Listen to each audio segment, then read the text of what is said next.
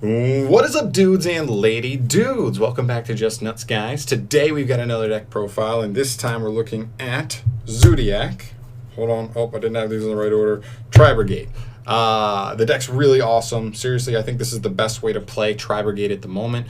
There's definitely other ways to play it. You could play it with Melfi. You could play it with Simorg. You could play it with Harpies.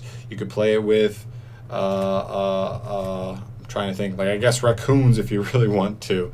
Fire Fist. There's so many things you can play it with, and I love that versatility that it works with so many different decks.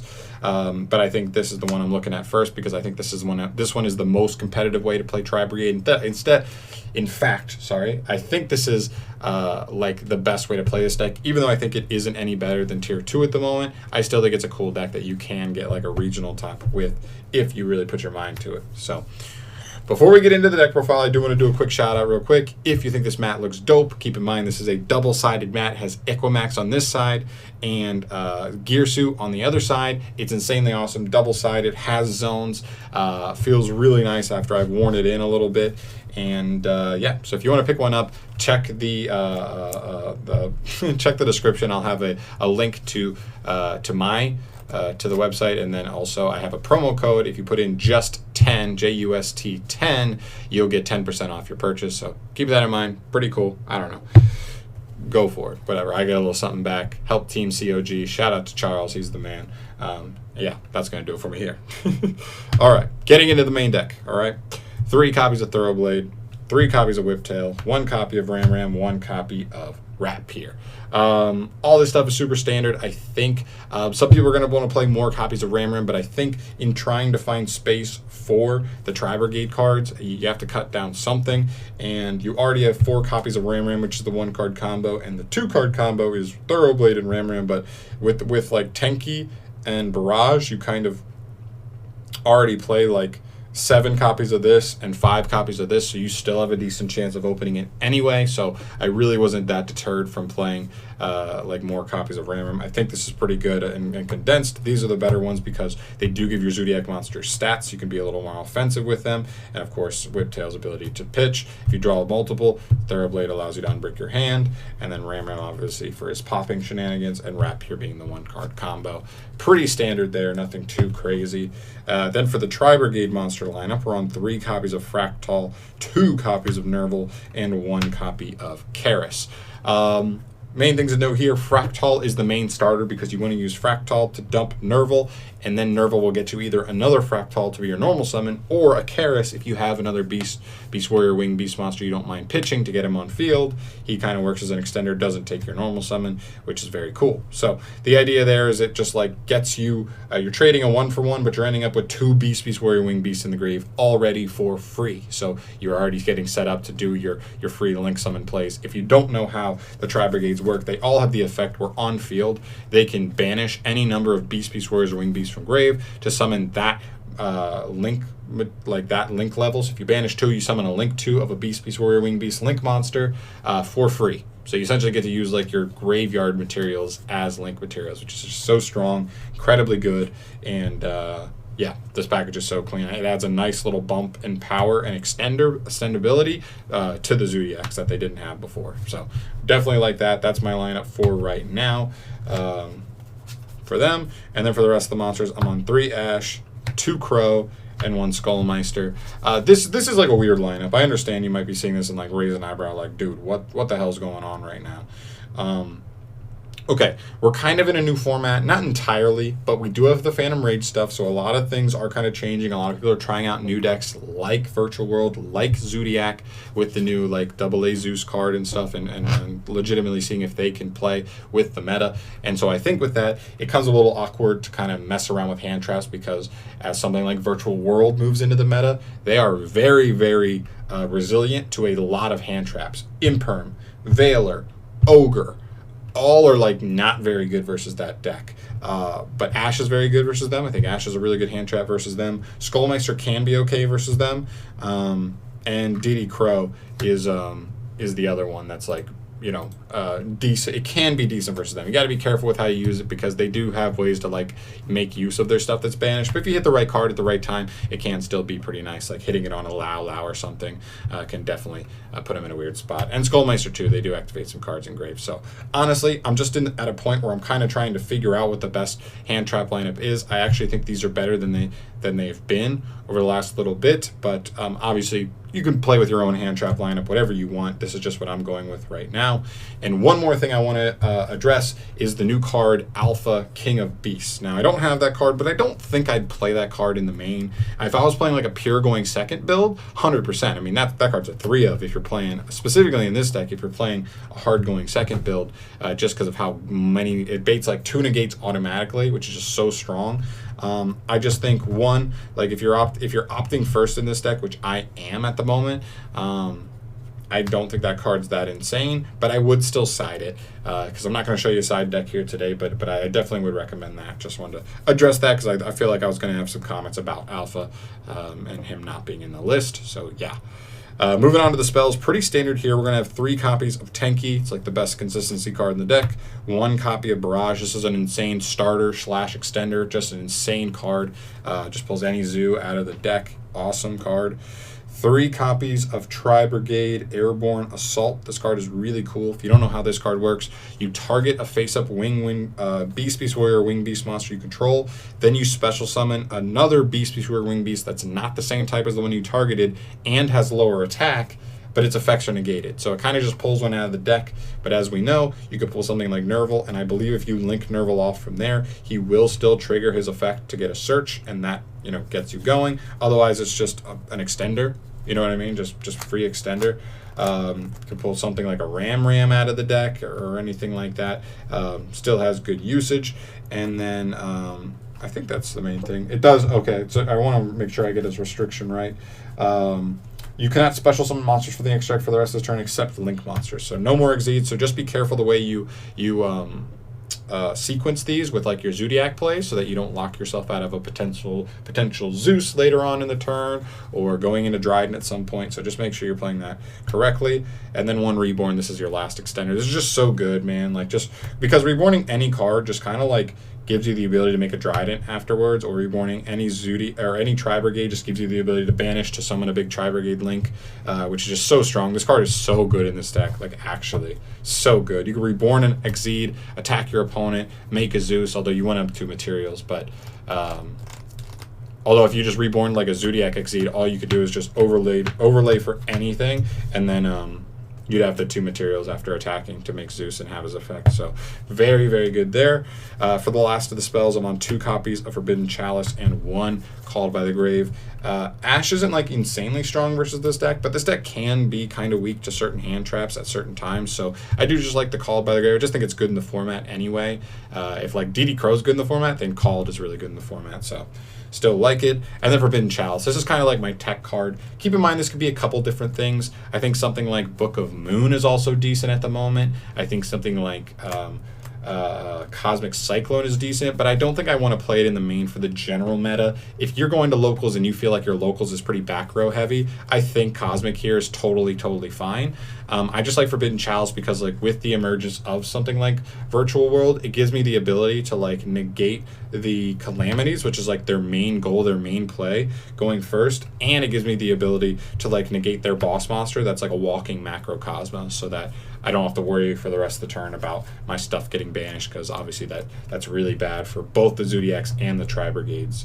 So it kind of gives me just like a really nice versatile card. Going first, you set it, and it's just an imperm. Otherwise, it allows you to beat calamities in a lot of situations. So still a pretty good card. I just like the versatility there. Like I said, though, could be Book of Moon, could be Cosmic Cyclone. Up to you on that, based on like what you're expecting to duel against. And then we get to the traps. We're on 2 copies of Tri-Brigade Revolt. This card's insane. If you don't know what this card does, it lets you summon any number of Beast Warrior and or Wing Beast monsters from your grave or Banish Zone. That's the key thing, is Banish Zone. So even after you already used a Tri-Brigade effect to summon like the Link 4, you could then use this to summon, like, because you already guarantee you have at least 4 in your Banish Zone, summon them all back, then link them off immediately for the Link 4 Tri-Brigade to get that non-targeting banish, and then keep in mind you just reloaded your entire graveyard again, so you have a way to do another Tri-Brigade on the following turn, another Tri-Brigade play. So very, very strong. This card's awesome for the deck. Oh no, not again, come on. Why does it keep doing that? But yeah, 2 of that. Oh, wait, I want that over here. 3 copies of Impermanence. Pair this with your other 6 hand traps, the Ashes and the Crows and the Skullmeister, but also keep in mind we have stuff like the Chalice as well. So you have a decent amount of cards that are just pretty good going second in general to help you play, so still pretty good. And also takes on the Calamities going second versus the Tri-Brigade, or not Tri-Brigade, Virtual World deck. And then the last 4 cards we play in the deck are 2 Solemn Strike and 2 Solemn Judgment. These were kind of definitely flex spots, especially because I played like the more condensed Zoodiac engine.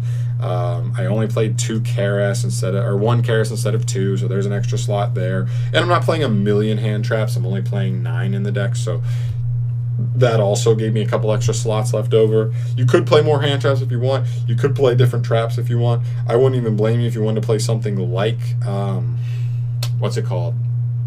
Ice Dragon's Prison, just because this deck can have a little bit of trouble outing Dragoon. Not because the deck doesn't have the outs, because the Tri-Brigade Link 4 is an out, as well as Zeus is an out. Like, you have a couple outs.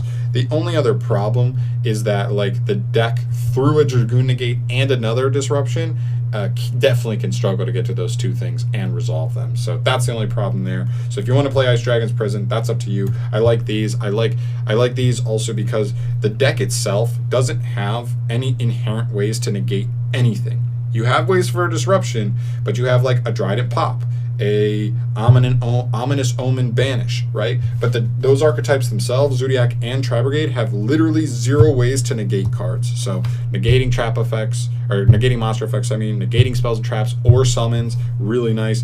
Negating a monster, right? And then also, so that's like another reason why I play like Chalice, Called by the Grave, Ash, these other cards that just like negate stuff, because the archetype itself doesn't really negate things. So I like having those supplementary cards there to kind of help cover the fact that the deck itself doesn't really negate much stuff. So that's it for my main deck. 40 cards in the main. Leave your thoughts down below if you think I need to change anything. I'm definitely open. I'm still very early in beta as far as putting this deck together, so let me know if you have any thoughts on anything I should change there. But moving on to the extra deck, starting with the Link stuff, we're on 3 copies of the Tri-Brigade stuff. Just kidding. 2 of him. Okay, so these are your Tri-Brigade links. These are mainly what you're going to be going into when you're using your Tri-Brigade monster effects. She, once per turn, can just summon any Beast, Beast Warrior, Wing Beast from your hand, but doesn't negate their effects or anything, so she's actually pretty good like that. Let's see. He can, during your opponent's turn only, reborn a Beast, Beast Warrior, Wing Beast, but it negates its effects, and it goes, I think it goes back to the hand at the end of the turn. I think it's back to the hand. Yeah, returns to the hand there, which is fine. It's not an amazing effect, but the reason, I'll show you in a second with this guy, because then we have Ominous Omen, because he says when a Beast, Beast Warrior, Wing Beast, or himself is summoned to the field during either player's turn, you can non-targeting banish any card on the field. That is an insane disruption, so if you can just summon him going second, or just at any point after where your opponent just has cards on the field, you're non-targeting banishing stuff. Then if you leave him on the field, anytime you're just able to summon a Beast, Beast Warrior, Wing Beast, you're just getting an extra banish. So you have a couple things that like combo with this particularly well, one of which is Silver Sheller, because if you just end on both of them, he can just banish something during your opponent's turn, or summon one of your monsters from the grave on your opponent's turn to then trigger him. Or you have stuff like blah blah blah blah blah, Tri-Brigade Airborne Assault. Keep in mind that's a quick play. That's a quick play to summon from deck, which will then trigger him, as well as your Tri-Brigade Revolt, which gives you the ability to summon one of your links during your opponent's turn, triggering him if he's already on the field. And then he also floats. I believe he just says if he's sent. Hold on, I want to make sure.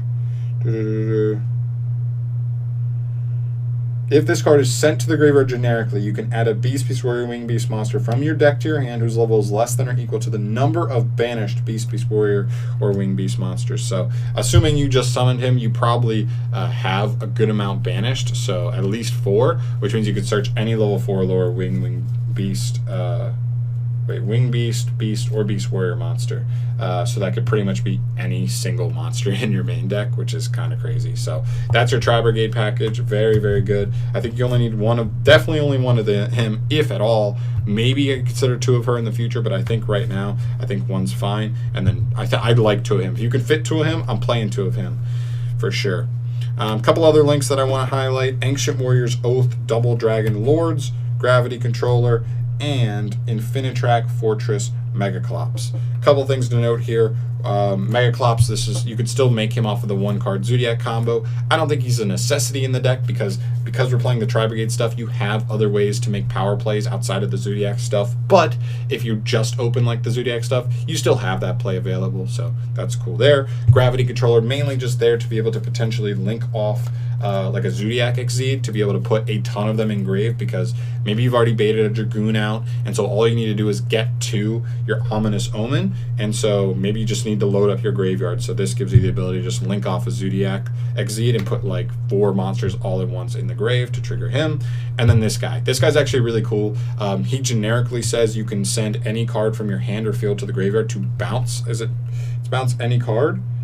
Target a face-up card your opponent controls, return to the hand. So it can just bounce, and it's a quick effect. So just even if you like couldn't get to Omen, or you knew you could get to Omen but you didn't have a way to trigger him on your opponent's turn, you could just make this guy with the Tri-Brigade stuff, and then you'd just have a bounce. You'd have a walking compulse during your opponent's turn, which is actually not half bad. So he definitely can come up for sure. Or there could be a situation where maybe you just don't have enough monsters in grave to banish for an Ominous Omen, so you got to go for this guy. And that still works, right? You can send a tanky from your field to the graveyard, which is pretty choice because once it's used, it's kind of gone, it's kind of dead. So it's just kind of free resource at that point. So yeah, that's it for the Link monsters. Then you kind of just finish up with a pretty standard Exceed package. 1 Dryden, of course, for the Zoodiac stuff. 2 Chakanine, 2 Tiger Mortar, 1 Borbo, and 1 Hammer Kong. Again, there's nothing too crazy here. If you're playing Pure Zeus, you're going to play 2 of him because he allows you to get into double Zeus very easy, but we're only playing 1 in this deck, so we don't really need it. But other than that, you just cut down like these from 3 to 2 because we're playing the half and half engines. We're not playing a full Zoodiac engine, so we don't need full. And Hammer Kong's just there for material. So pretty standard there for the Zoodiac stuff. And then for the last card in the deck, it's Double A Zeus. You got to play him. If you're playing Zoodiac, you have to play this card. Otherwise, you're just playing like really shitty Zoodiac, in my opinion. This card's insane, man. If you could play it, you play it. I also almost wanted to put in like Vespinit, the Spin Breaker, because it's a cool card. But I just think since we're not playing pure Zoodiacs, it won't come up, and also just like space is really tight in the extra deck. I don't know if you noticed that. I think like maybe the Gravity Controller and the Megaclops can be wiggled around, but I think other than that, almost everything else is like a must-have. So there's just minimal space, and I think you're always going this guy over Vespinit anyway if you can. So you know, I was like, how actually worth is he in a half and half deck like this? So I decided against him. But that is it for our Zoodiac Tri-Brigade deck profile, guys. 100%, like I said, let me know in the comment section down below. Are there any changes you would make? Are there anything you would suggest to me? Keep in mind, this is still the beta version. This is the first time I've attempted to build this deck, so I really want to hear your thoughts on what to do there. But other than that, I'm going to get the hell out of here. Thank you so much for watching. As always, subscribe to the channel if you want to see more deck profiles from your boy in the future. And I love you. Peace.